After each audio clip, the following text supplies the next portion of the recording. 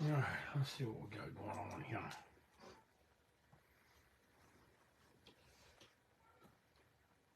There we are. That's a delayed time reaction. Yeah, it is. There we go. That's good. That's good. I'm going to get a little bit more of you in there. Let's see, how do I do that? Yeah. There we go. Yeah, that's good. Alrighty. Blow it up. Blow it up. Here's the audio. Blow it up. Here's the audio. There we go. I'll cut it off now.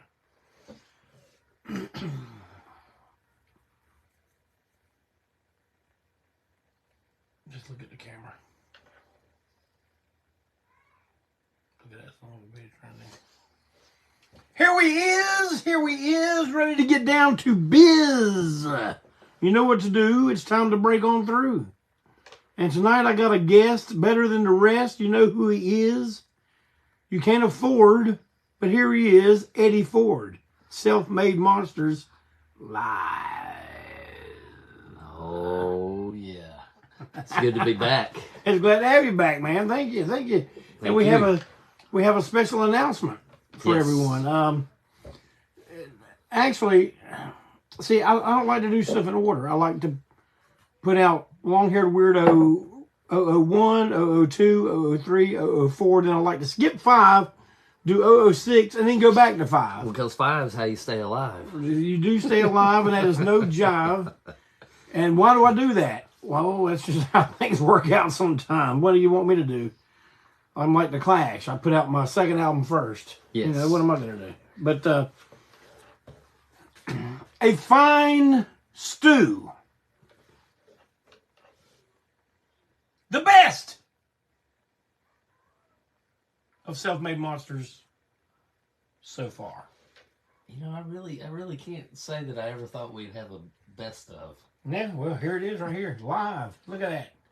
That is a damn CD. I'm gonna tell you about this thing right here. If we were sitting right here doing a podcast in 1978, which they didn't have podcasts, they didn't have Facebook or cell phones, or CDs for that matter. You'd be holding up an 8-track. Yeah. You'd be holding this thing up. Damn it! It's alive too, man. Look at all this. Look at this. Oh man, it's like you can make the CD fly. You can. All around you. You could get a string and hang it from the ceiling. You can. And it'll fly around you. You can even hang this from your rearview mirror in your car. Yeah, you could be like the cool kids. And if you hang this part out toward your windshield, well, then people are going to get a real thrill when the light hits it. But here it is, man. 18 tracks of in-your-face psychedelic. And I'm not saying psychedelic. No. These guys ain't sitting around on a rug burning some incense playing a sitar. That's psychedelic. This is psychedelic. These guys are nut jobs. Yes. You know how I know? Because I've known this guy for about 110 years. There's something wrong with me. And you know what? I finally got to get some artwork on the cover of one of your releases. Yeah, I know. I had to do the damn release. I know, right? That's something I always wanted to do, but every time I got to do it, you were doing something that, you know, for somebody else, and I was like, you know. Well, I'll tell you what, Eddie. As much as it took me a long time to do anything back in those days, it takes me 450 times longer. Do you have to get out? Do you have to get out the microscope and shit like that? Gosh, man, I have to get out the microscope. I have to get out that cloud busting machine on the Kate Bush record and do all that kind of stuff. Windows security dismiss. I don't care about security. Me either. But I got 2 pieces of artwork on here. I didn't even credit myself. Now, is that a troglodyte? That's something. Or is it it's like a troglodyte goblin, which is cool with me. It's a troglodyte. A troglodyte? Or a groglodite? A goblodite? I don't know about goblodite. That sounds a little raunchy. We're going to keep it PG. But then again, it's 2024. So. Yes. But goblodite. I'm going to tell y'all something about Self-Made Monsters. If you guys have been around how long? God damn. 20 years. Well, I think, we started messing around, I'd say 95, 95, 96. Been around quite a long. You don't have a huge discography, but it was spread out. Yeah, it's all spread out over time. So it takes us time. We take our time with everything. We're slow. Yeah. Well. But anyway, this is if you're like, well, I don't want to buy every album they got and every 70s they got because I don't know if they're any good. Well, the fact that I talk about them on here all the time, or to tell you they're good. But this right here, this is not a big investment. And you can get a taste of everything they've done to date. Now, they're already got, from what I understand, you guys are working on your second album, third. Yeah, the second one's in the can. It's done. Oh, well, okay, well, the first one came out. The first one's out. The second one's in the can. Now we're working on what will be the third one in my mind, a trilogy. Hmm. Yeah, same kind of color schemes. Right. Well, yada yada. So yeah, you're doing kind of like a David Bowie thing, or sorta. Yeah, I never thought about it like that. But Tom yeah. Waits had a trilogy too. Yeah, it's kind of like-minded lyrics, color schemes, things of that nature. Which the last song on there, "Fine Stew," is on this one we're recording, but it's a different version. Good Prayers. Yeah, I'm sorry. Good Prayers. Yeah, I was already looking at it. Yeah. Well, I saw the cover. Supposed to be Fine Stew. I saw the cover. I just keep thinking of Fine Stew. But man, 18 tracks. Now you can't beat that. I don't care who you are. $12 for 18 tracks. Some beautiful artwork, pictures of the band. That's worth the price along with pictures of us. It's got their whole discography right here so far. And it also comes with an order sheet to get more self-made because you've spent money. They want you to spend more money. Yeah. It comes with tattoos. Oh, wait a minute. That is Kiss Alive too. Yes, Never yes. mind. Well, it's something I want to say that I don't really throw out there a lot, but any money that goes... Any money. That's the bizarre world, Eddie Money. Any money that we make off records, T-shirts, CDs, any money we get paid at shows goes right into a savings account at my bank and gets used to fund the next record. So everything goes right back to the band. And believe me, these guys, even though they've been together so long, they still practice every week. Yeah, twice a week. Twice a week. We practice Tuesdays and Saturdays the past couple Saturdays, except for last Saturday. We had your bass player. Yeah, you had it. Well, we practiced without him, but we have been recording. So we just got a few little odds and ends to fix, and then go in and do synthesizer, theremin, and I believe Barry is going to put percussion on our space rock song. That's like 9 minutes long. So yeah, we're almost done with it. All the vocals are done, all the guitars are done, bass, drums, all that stuff. So you started back in 95. Something like that. Probably more like 96, but I'm going to ask you the question that I asked George South this when I had him on. Like, what was the defining moment when Eddie Ford said, "I'm starting a band"? What was the thing? Can you remember the thing? Yeah, I can. All right, let's hear it. I was playing drums in a band, and I liked it all right, but I really was just playing drums just to play drums at that point. I mean, it probably could have been a Southern rock band and I would have joined. Probably not, though. But anyway, so I was really just disenfranchised with the whole thing about being a drummer because everybody wants you to be in their band. Everybody wants you to do this. And I'm like, and I got to a point where I was just tired of it. And I believe it was when I was sitting at Cheapo with you. I don't think I was working there yet, but I went there a lot. And we were talking, and I was like, well, I don't really know what I'm going to do. I was like, I guess I could start a band, but I don't want to be the drummer and start the band. I don't know why I thought like that, but I did. And then you said it, and I'd never thought about it. You were like, Iggy Pop was a drummer first. And I went, oh, okay, and that's all I needed to hear. And that was it. So I started Self-Made Monster. Basically, yeah, you're the seven golly. So, I started a band. That's great, and I didn't even know about it. Didn't even know. You don't And remember that? And I've had, yeah, I do remember that. Because Now you that said bring it up. Steven Tyler was a drummer first, and then Steven you said Tyler you and said Iggy Pop. and you said G.G. Allen was a Yeah, drummer first. G.G. Allen was a drummer first. So once I heard Iggy, and that's all I really needed to hear. But then I heard the other two, and I was like, oh well, okay, yeah, all right. Just gonna pull your chair over this way a little bit. There So you go. yeah, so then it was. Of course, it didn't just start like that. I kind of scoping for the right people, and I found 3 people in high school. One was my ex-girlfriend, and the other 2 were brothers. And the way I found them was the guitar player, Mike. I would always see him wearing like Beatles shirts and stuff like that. And I was like, oh, that's kind of weird for a 9th grader to be wearing that. You know, it was just, 90. I was still in high school when we started then. So yeah, it probably was. It might have been 94. You were still in high school? I was in 12th grade when I met Mike. Okay. So that was the beginning of it because he didn't play anything. None of them did. And you kind of assigned them. yeah, I played drums. Well, in that little space of time, I had just started messing around on guitar and figured out power chords, and that's still all I know. I can play with one finger and power chords, and that's about it. And I just like to add that Eddie is a damn fine drummer in his own right. He was considered for this band a couple times. Yeah. But the first time I lost out to Barry, and I think it was because I was too young. yeah, you were too young. Yeah, I was. He wasn't too young for his own good. He was too young for our own good. I mean, even back then, that was what, 20 years ago? Yeah. 20 years ago, we were already at this thing where it's sort of like, you got to kind of be Grizzled. Yeah. You got world kind of weary. World weary. Yeah. Weary.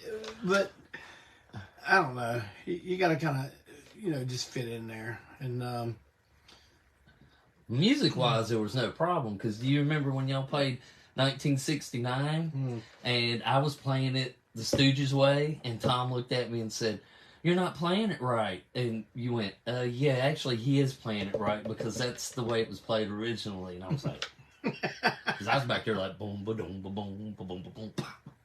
yeah. So, I'll tell you how I met Eddie. You've seen him on here. I've had Jimmy Repo on here. Jimmy had Repo Records on Central Avenue, and he opened what was going to be like kind of, for lack of a better word, the flea market version. How do I always get sick with flea market versions and stuff? It was great. It was the flea market version of Repo. And he put me and Robert Everett were the staff. The only 2 people that ever worked there. I worked there. Oh, and you worked there for a minute. I don't know why, but I did. And Trick did. I don't remember. Yeah, I guess it. Yeah. Toward the end. Toward the end, okay. Yeah, but or toward our end. Yeah, I was gone. I was gone by then. Yeah, I ended up being gone too. But it was opening day. A Saturday, I think. Yeah, it was Saturday. And it was our grand opening, and we had a lot of people coming through. Oh, excuse me. And before I forget, forget, working class. Before I forget, though, if I could go back in time and go back to just that first day, man, the stuff I didn't know about and or left behind, God, and it was all like, I remember seeing T-shirts that probably now are worth $200 for like $3. It was a gold mine. It was. And all the Kiss stuff. I mean, I got a lot of Kiss stuff from there, but then again, I'm sitting there thinking, man, I remember exact posters that were there that I didn't get. You know, it was fantastic. But he was hanging around Joe Poole, who maybe you know him better as Wednesday 13. Yeah, they were all still in school, weren't they? they? We met in 7th grade trading cassette tapes back and forth. So yeah, we've been friends since then. I mean, he used to come over to my house. He used to go to his house. Spend the night, rent horror movies on videotape and watch. Well, see, Wednesday and Eddie were coming in with what was then Wednesday Joe's girlfriend. These 3 came in.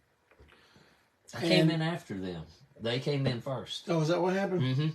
They went earlier, and I went later. They went back and gave you a report. Well, I was supposed to go with them, and I don't remember what happened. I probably got in a fight with her. Who knows? No, I don't think so. But anyways, so they came back, and he was like, "Well, I already went," and I was like, "Well, that's great." And then I headed on up there, and I was ready. But he comes in, and me and Robbie were seeing a bunch of people we'd never seen before. We got to where we called you all characters because it was like we were on a sitcom. Yeah, I was a character, and the store was our still am. The store was our setting. We never left there. And we're like, oh, this day had a lot of characters in it. Yeah. It was like a TV show when I worked there. But Eddie comes up, little kid, not a little kid, but he was, That's a little. I probably weighed like 98 pounds then. Yeah. Had a stack of Thin Lizzy photos and stack of records, t-shirts, bunch of records, and it looked like stuff. If I didn't have it already or wanted it, I'd have had it. And I'm looking at it, and looking at this young guy. I was like, "You know about all this?" And he's like, "Yeah." And then we hit it off immediately. And it was a while before you came to see us. Well, I don't think we were your cup of tea at that time. Well, yeah and no. I mean, it's like around that time, that was the tail end of all the what's now called hair metal stuff, which to me, as a kid in bumfuck China Grove, was just rock and roll or hard rock. I didn't have I have a older brother, but he wasn't into that stuff. Well, no, but our age difference is ridiculous. Mm-hmm. He had been gone for like 15 years. He wasn't even living in the house when I was born. Mm-hmm. So there you go, Mm-hmm. So the way I found out about stuff was, magazines in the grocery store and reading books. So I was going to stick around for y'all were playing that day at the show, or at the store. Yeah. Right. And then I didn't. But the other thing is that I had read in a Thrasher magazine, it seems like it was a Thrasher magazine, it might have been something different, about Gigi. Well, then I saw that you guys were affiliated with him, and I was like, man, I'm not going to go to some show to get beat up, just because I have long hair or, whatever. We had long hair. Yeah, I know, but, I was just sitting there like, I'm not getting into that shit, So I think y'all played, had the 10th anniversary show happened yet? It had either just happened or it was getting ready to happen. So I missed that. So the next time y'all played that I remember was Jeremiah's, right? Rockies opening up for Cheap Trick. That was the first time. Oh, you were at that show? That was the first time I saw you. I was talking about that show with Tom this past weekend. Well, I think what had happened as well is you finally you kept telling me, you gotta check us out, And I was like, nah, And then finally I was like, okay. So I bought Destructo Years cassette tape. Mm-hmm. I was riding around listening to that, and then Ruby came on, and that was the first song that clicked. The other stuff I was digging, because I guess I had just around in that time frame, I was into the Circle Jerks, I had just gotten into the Germs, I had already been into the Ramones and the Sex Pistols, and then I was getting into the Damned and all that stuff, and going back deeper and deeper and deeper. So I was listening to it, and I heard Ruby, and for some reason, that New York Dolls song, Puss in Boots, I made the correlation. I was like, oh, okay, yeah. And then I just kept listening. And then when I think the next thing I got was Eat More Possum, and that was the one. Everybody says the one. Mm-hmm. That's the one. That's the one that got me, because I absolutely love that, especially when I heard Glad I Am the Way I Am. I mean, to me, that's one of those self-affirming, life-affirming songs. It's great. It made me feel like, hey, it's okay to be a long-haired weirdo. Oh, man, I appreciate that. And a rock and roll weirdo at that,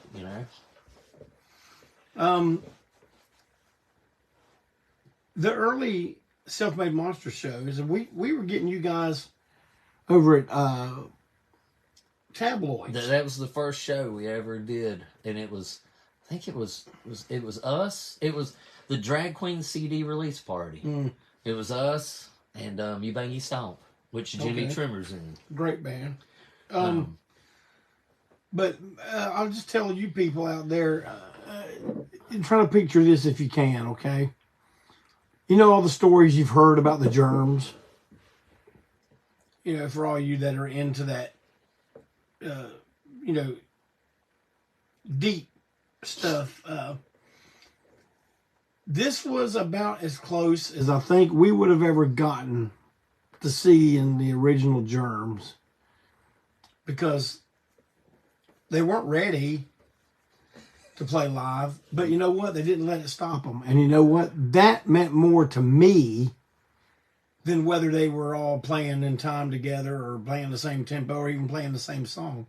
That was not important. And you say that stuff now, and it sounds kind of cliche, but I'm telling you, this had to be what it was like when people were going to see, you know, they'd been used to seeing the glam rock and then the arena rock, and then all of a sudden the rumble from the city is groups like the Sex Pistols and the Damned and stuff. And this is what it had to be like to go see that. But something that we could more relate to, which is closer to us in geography and in time, was the groups like the Germs. You know, you heard there's legendary stories about how their shows just erupted into chaos. And, well, did they have good songs? Well, you know, the songs were completely secondary. The Monsters had a look and a chemistry, mainly with Eddie and the brothers. Yeah. And that bass player position was a revolving door for a while. Yeah. And even if the bass player, the person being the bass player at the time, didn't fit, their connection and chemistry was so strong that it didn't matter. It was kind of like taking that bass player and going, pushing them to the side.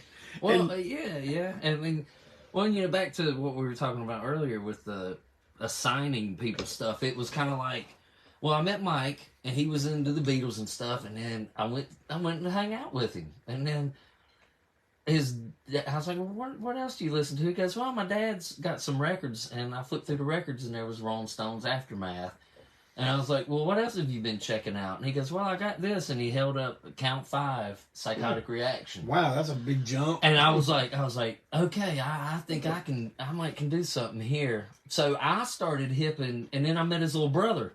And his brother, geez, if Mike was in 9th grade, I think his brother was like in 6th grade or something, right? Mm-hmm.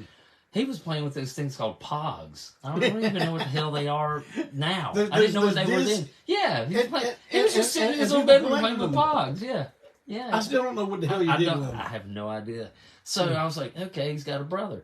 So I started hipping Mike to stuff I thought Mike would be in along, you know, like Beatles, Stones kind of stuff, which was T-Rex, New York Dolls, old Alice Cooper, Bowie, Sweet. So I started hipping him and all that. And then I threw in, you know, Sex Pistols, Ramones, Clash, and other various more lesser-known bands, of course. And then we got to where we started jamming. Well, Mike, I had a guitar, and I let Mike use it, and then I had the drums. So I just was looking at him one day, and I was like, Mike's the guitar player, Scott's the drummer.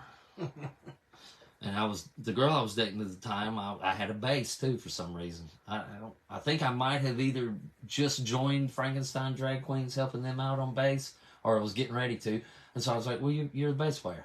And that's kind of how it worked. And nobody knew how to play, so I showed Scott how to rudiment, you know, the basics of the drums.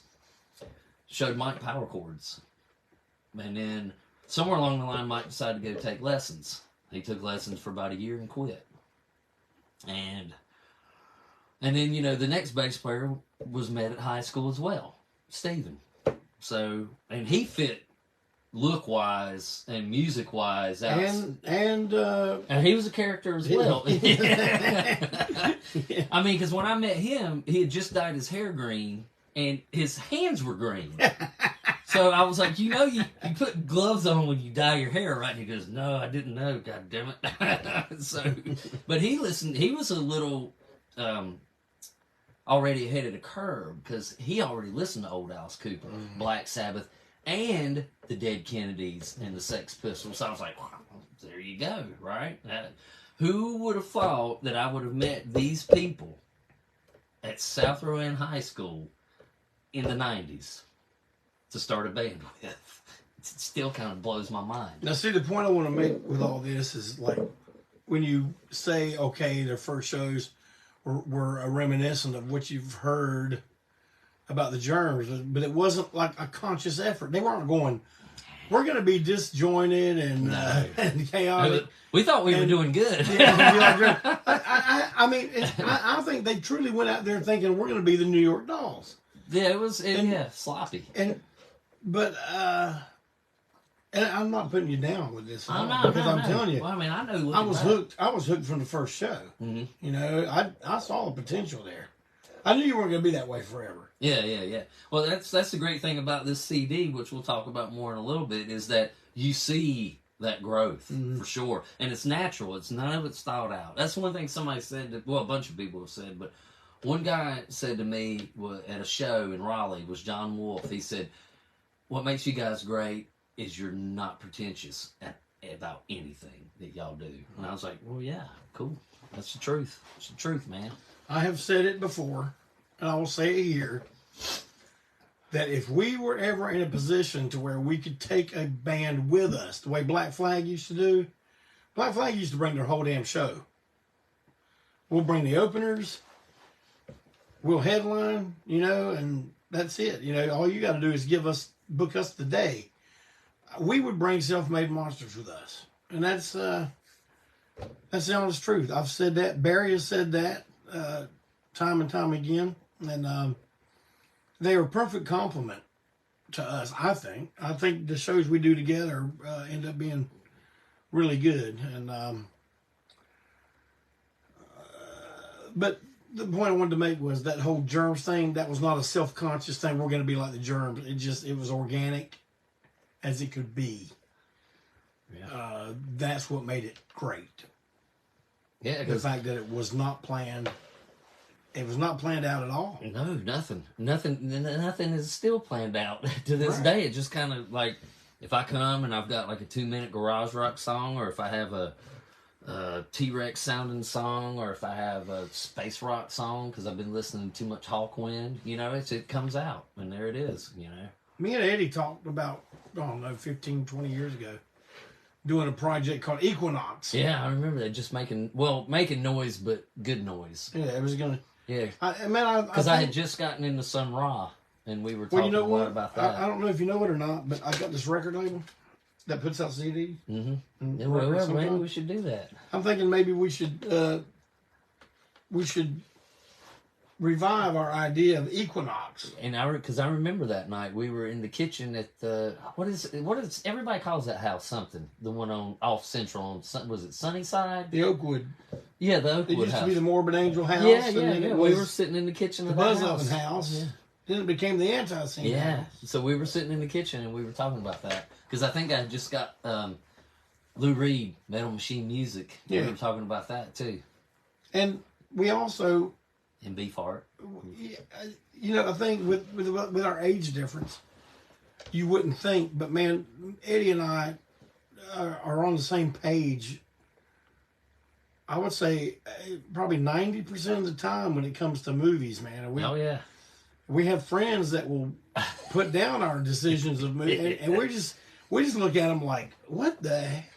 Like, you read those bad reviews about Eaten Alive, and it's like, they have blue and red light. And we're like, well, that's what makes it great. It's totally original to me. It's great. And I don't think I've ever heard anything we disagreed on about shit like that. Never. And plus, any movie with an alligator or some kind of monster in it, I'm at least going to give it a fair shot. I'm not going to go, oh, it's a terrible B movie, it's awful, blah blah blah. I don't care. Like Microwave Massacre, this is one of my favorites, and I love it for all the reasons why other people hate it. Right? Yeah. That's how I am with this stuff. And Plus, Phantasm. Yeah, Phantasm. The Burning. You know, Everything about those movies, all the way to the sound. And we're the kind of guys that listen to the soundtrack. Yeah, I just got the Burning soundtrack in the mail yesterday. You look at the sets. I've told them on here before. I look at the actors and see, you know, like see if like anybody went on that I know of, or if I see somebody that I've seen in a bunch of movies, I'm like, I gotta know that guy's name or that girl's name. Yeah, I'm like that. That's why I like watching old '70s shows, is because like I'm watching Kojak and there's James Wood. I'm like, what the hell? Yeah, man, you watch any of those old shows, and it's amazing how many people that got their went start. on to be superstars were on there. Look, Bring on Equinox. Michael Carpenter says Equinox will be great. Bring on Equinox, John Bridges says. Now you also know that was also the name of the movie, which was also called The Beast. Have you seen that? That's what made me say something about movies. The reason we even picked that name was because of that movie poster, that monster going, yeah. And Equinox. We're like, well, damn, that's an album cover. Because that had the guy that was in WKRP in Cincinnati. Right. Oh, what was the ad guy? What was his name? I can't remember. Damn it. But you know what I'm talking about. Not the newsman, but the ad guy. The dark-haired guy. Yeah, that always wore the suits. Asshole. Yeah. The one Jennifer didn't like. Yes, that guy. But he was in Equinox. Hey, y'all tell us what was that character's name in WKRP? It's right on the tip of my tongue. I can't even think of it now. But he was in that movie, and also the guy that I think ended up doing the effects for the Star Wars movies. That was one of his homemade movies. And it's also got the book that looks like the Necronomicon in The Evil Dead. Andy Miller says Equinox is a Styx album. But you know what, though, Andy Miller? Our band is going to be called Equinox. Yeah, it's not going to be called Equinox. The name of the album Equinox by Equinox. It's just going to be Equinox. We're not changing our last names to Equinox. No, I'm not going to be Jeff Equinox and Eddie Equinox. That's pretty cool. Hi, I'm Eddie Equinox from the band Equinox. Yeah. And our new album is called Equinox. And every song on it is also called Equinox. I said, do you just like that word Equinox? Well, it is a very, I mean, look at how it's written. Yes, it is a very... No, Michael, no Styx covers. There'll be no covers. What is the Styx song? Mr. Roboto? I think that's the only one I know, so not unless we do a fucked up version of Mr. Roboto. Well, if you did any version of Mr. Roboto, it would be fucked up. I can't stand that damn song. Yeah, it's terrible. Now I got it in my head. Thanks. Yeah, thank you. Thanks, everybody. Thanks, everybody. Thanks for getting Styx. Now I'm going to be driving home going, Mr. Roboto. Fuck me. But yeah, we should definitely do that. But yeah, we like all the same movies, music, pretty much. Well,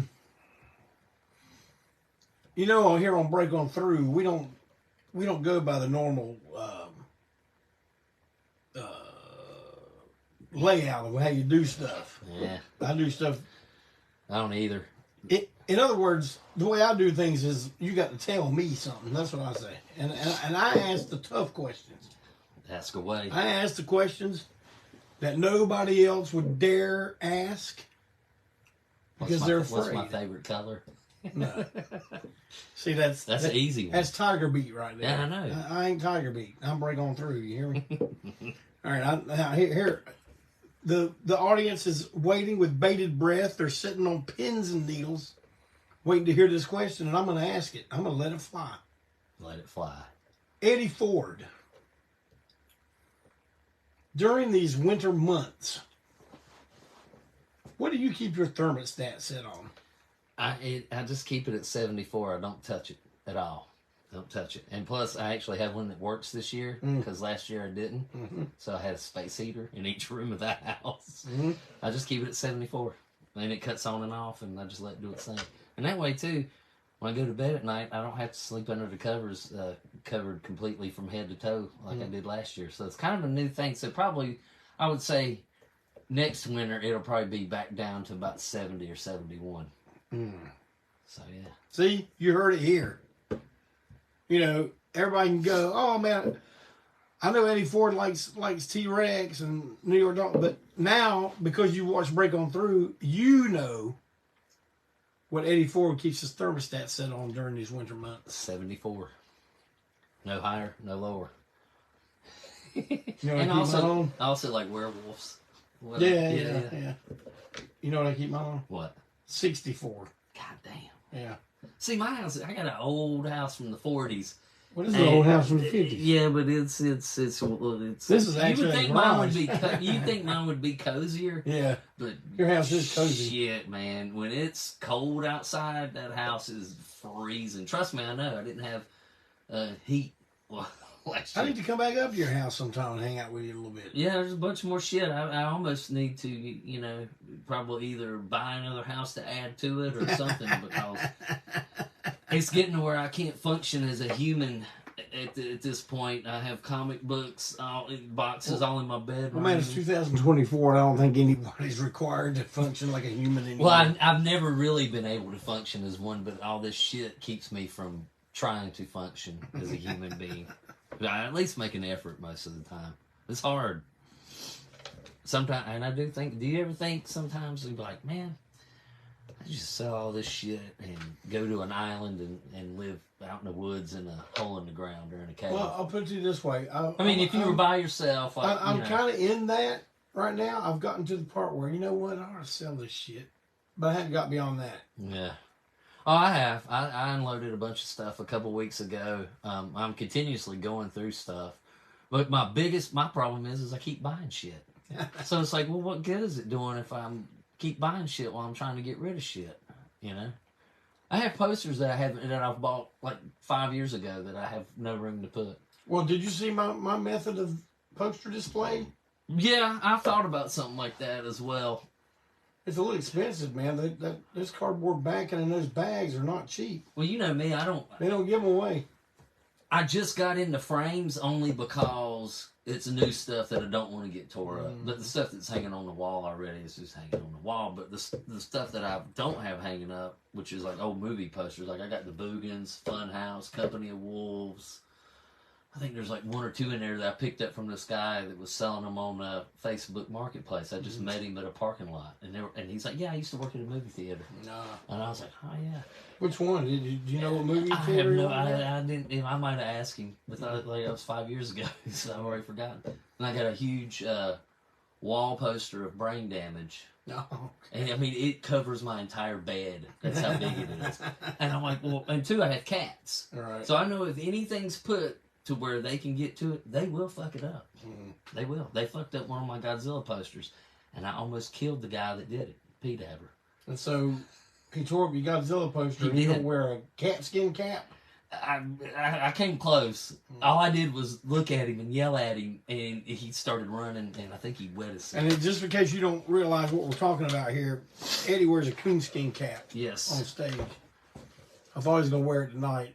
Nope. But he'd been doing some yard work. You don't do yard work in a coonskin cap. I don't know if y'all know that. Well, you could, but I'm not going to. Yeah. But, yeah, so this is something I'm really happy about and really proud of. And I listen to it, and the thing that I like about it, and I always think of this band as a band that I would listen to even if I wasn't in the band, right? No, that's how I think anyone should go about that kind of thing. So when I put this track list together, I think it flows really well. And like I said previously, you get to see the progression there because it runs in chronological order. Yeah, it's done in chronological order. It starts with one of their first 7 inches, or their first 7 inches. Yeah, it goes 2 songs. It goes all the way to their last single. Mm-hmm. It was only available online. So now it's actually out on a physical copy, which I prefer, and probably, well, I can't say probably, I will prefer till the day I die. Yeah. I just enjoy having stuff. I get the convenience of it's on my phone, or I can just do this and just play it and through a little soundbar. That's all great. If people are into that, that's cool. But I'm not. I enjoy this, and I like going and pulling out stuff to listen to and watch and read. I'm just looking at all the tracks on here, man. Now, you want to talk about the cover song? Oh, yeah. Track number 7, Up All Night. Previously available. Back when we did, or TKO did, Everybody Loves ANTiSEEN, which was a tribute to ANTiSEEN. I've talked about that recently. I talked about the, I still cannot remember their name. But Volatile Baby. Volatile Baby. That was Volatile a good Baby. But the Self-Made Monsters did Up All Night. And, that's one of our...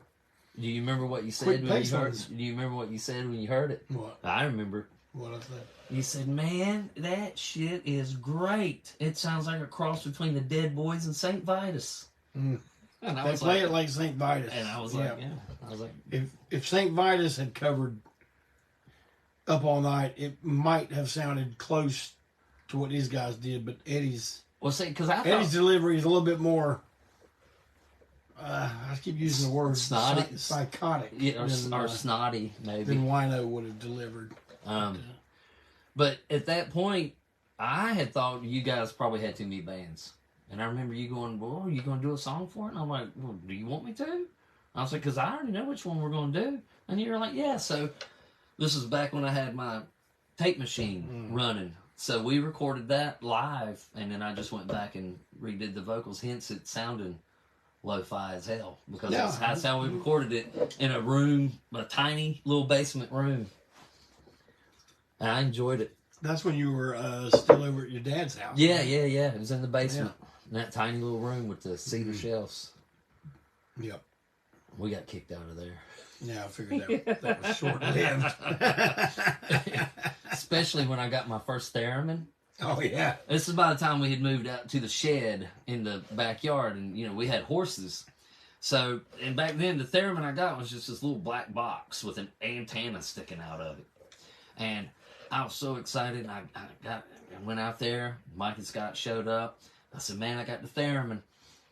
And plugged it into the amp and just started going to town. And my dad was banging on the door and opened the door. And he goes, what in the hell is that goddamn noise? Sounds like a damn spaceship's landed in our damn backyard. He goes, come help me get the horses back in the fence. They done broke through it.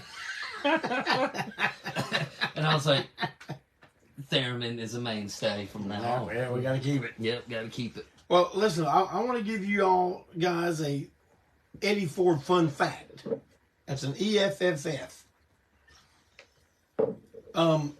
Eddie, along with me and a friend of ours named Charles Inman, we were 3/5 of a lineup of Alcoholics Unanimous at one time. Do you still have it? Because I do, and maybe that could Live be at the Boot and Saddle? maybe that could be a long-haired I don't know if you Weirdo. know this or not, but I got a label called Longhaired Weirdo. I was saying, what we do mainly is CDs. I've got a cassette of it, and it is. I as a matter of fact, I listened to it. I think in the middle of last year. I'm still going through cassettes. I'm going through practice tapes of us, and I'm finding songs that we never did anything with.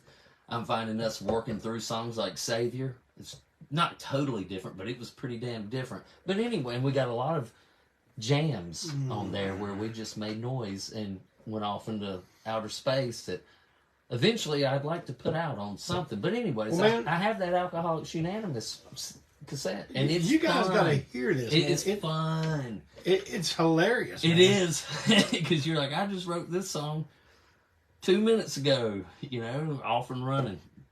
This was great, and it was all covers except for, I think there was I know there was one, but it seems like there was 2 songs that you and Charles had did in the 13 Dead Things. There was Bullshit and a $2 bill. I think, or was it $3 bill? I can't remember.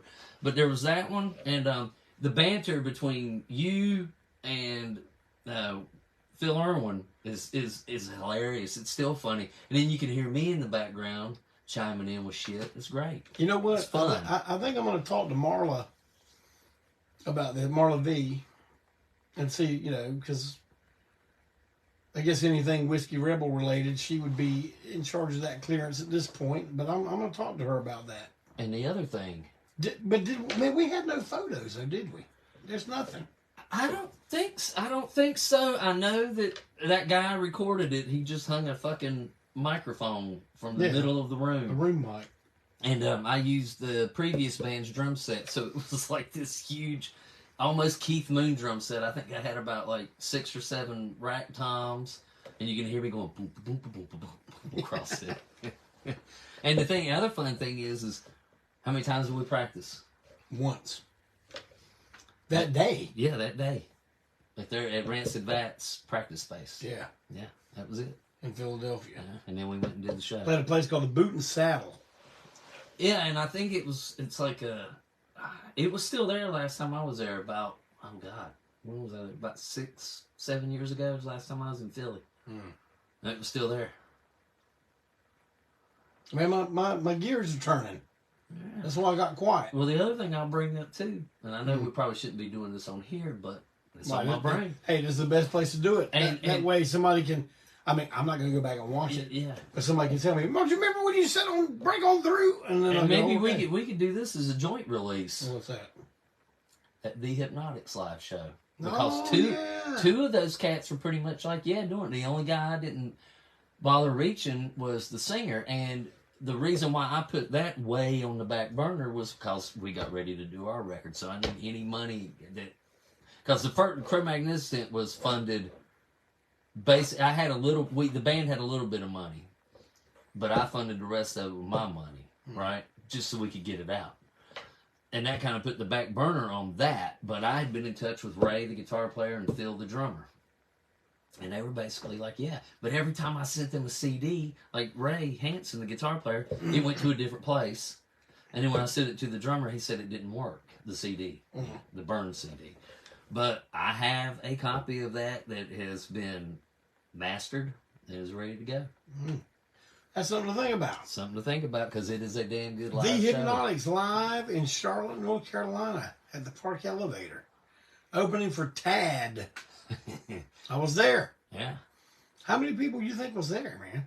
I don't know. I think Robbie said he was there. I think Joe Young was there because you can actually hear him on the cassette. He goes, "Liver than God," like that. Yeah, you can hear him because I got that from you. The cassette, because it was from the board. So yeah, that's another band we clicked on. There was a newer band that kind of surprised me because I was like, he likes the Hypnotics. I don't even remember how I discovered them. I guess from Sub Pop. Yeah, yeah, they had the Sub Pop record. They were kind of lumped in with a lot of those bands. You know, in the small stack of 7 inches, I'm keeping things that are real. Like sentimental to me, like the Plasmatics 7 inches. Oh yeah, of course. Holly and the Italians, the Dills. I remember that. Yeah. And the Hypnotics all night long. Yeah, that's a great. That wasn't on any album. No, and it's one of the great songs. It's on that live show, isn't it? I believe so. Yeah, and another song by them. If you want to check it out, I'll send it to you. If you don't remember, because I might not remember either, but. I got a song that was on one of those compilations that was on Glitter House. Do you remember that label? And it's a song called "The Girl's All Mine." Okay. And it wasn't on the box set. You remember when they put out the box set a couple years ago? Of? The Hypnotics. No. They had all 4 of the albums? I don't remember. Yeah, they put it out. They finally put out Very Crystal Speed Machine on vinyl with that. Oh, that never was on vinyl. Never was. That was in the CD. That was 90s. They didn't even bother. I'll tell y'all what. Here's something. You always want to get turned on to something. When we talk to you here on Break On Through, if you've never heard the band The Hypnotics, English band. A couple of them are American, aren't they? No, well, there for a minute. The second drummer was, I believe, Canadian. But they had an out. It's like how every band's got to play a starting place, like you call the one. Yeah. To me, it was the one called "Come Down Heavy." Yeah, that's a great album. I mean, if you hear that and you go, "I don't like this shit," you're not gonna like them. So, but if you get a chance, I'm sure it's on Spotify. I'm sure it's on YouTube. So tomorrow, while you're in the warehouse or you're driving around the road. Listen to it. Check it out. I mean, like the MC5 and the Stooges, though, each one of their record is different. Yep. Because the Liver and God and Come Down Heavy are kind of in the same deal.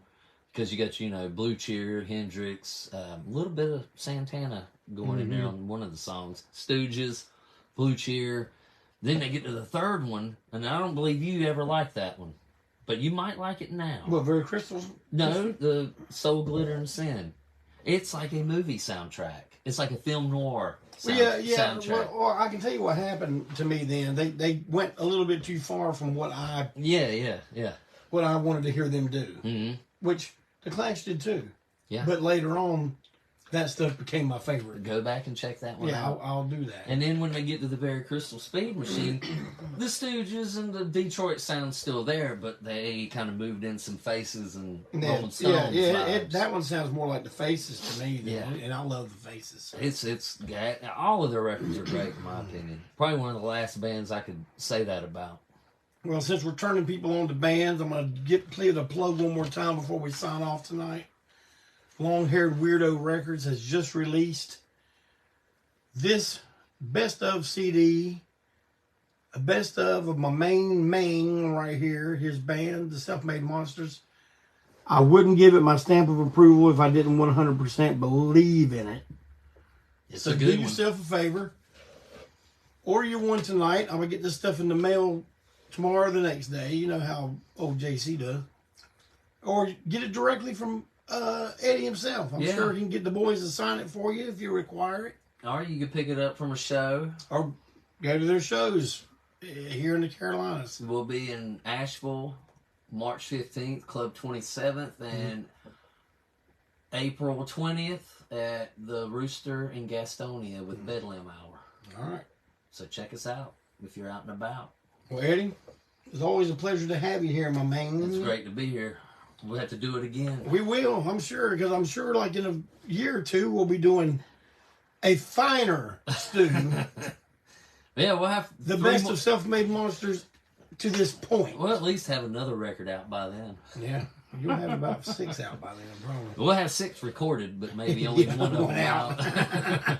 If we found somebody to put them out, he'd help us out. Yeah, I know. Vinyl's so damn expensive, though, man. Not just that, just the aggravation of the bullshit we went through with the last one. It is. It's aggravating. See, me, I don't mind doing all the stuff, booking shows, this, that, and the other, but there's a part of me, and he screams at the other guy a lot, and that just wants to play the music, and that's all I want to be bothered with, but unfortunately, or fortunately, I end up having to do, along with the other cats in the band, a lot of the legwork.